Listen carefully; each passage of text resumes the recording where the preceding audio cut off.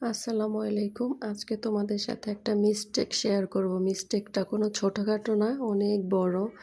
জানি না এটা আমার কাস্টমার আপু কীভাবে নিবে, আমি তাকে কিভাবে হ্যান্ডেল করব, এটা আমি নিজেও বুঝতেছি না। এই যে ড্রেসটা তোমরা দেখতে পাচ্ছ, এই ড্রেসটা, এই কাপড়টা একজন আপু আমাকে দিয়ে গেছে ওনার মেয়ের জন্য একটা ড্রেস বানানোর জন্য। তো কাপড়টা ছিল মূলত একটা পাঞ্জাবির কাপড়।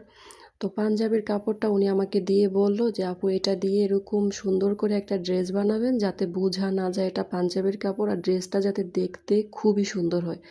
আমার কাছেও কাপড়টা খুবই ভালো লাগছে। আমি বললাম যে ঠিক আছে আপু, আপনি টেনশন করেন না, আমি ড্রেসটা খুব সুন্দরভাবে মেক করব।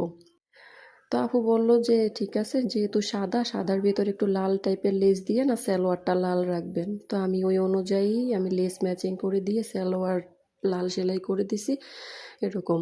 এখন আমি ড্রেসটা মানে খুবই খুশি মনে ড্রেসটা রেডি করছি, যে আমার কাছে ড্রেসটা এত ভালো লাগতেছিল। সাদার ভিতরে লাল লেস দিয়ে ড্রেসটা যখন রেডি করছি আমার কাছে খুবই ভালো লাগছে।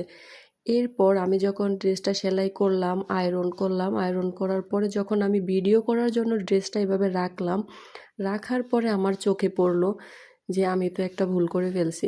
ভুলটা হচ্ছে যে এইখানে দেখেন, এইখানে যে বডির পার্টটা দিছি আমি উপরে, এটা যেহেতু রাউন্ড ফ্রক, উপরে যে বডির পার্টটা আমি দিছি, বডির পার্টটা আমি কি করছি, সামনের পার্টটা আমি উল্টা সেলাই করছি। এই যে দেখেন, এটা কিন্তু হচ্ছে ভাও, মানে কাপড়ের ভাও সাইড হচ্ছে এটা, আর এটা হচ্ছে উল্টো সাইড।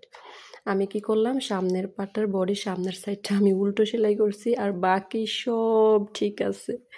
বাকি সব কিছু ঠিক আছে। এখন বলেন আমি আমার কাস্টমার আপুকে কিভাবে বুঝাবো যে আমি এই ভুলটা করলাম?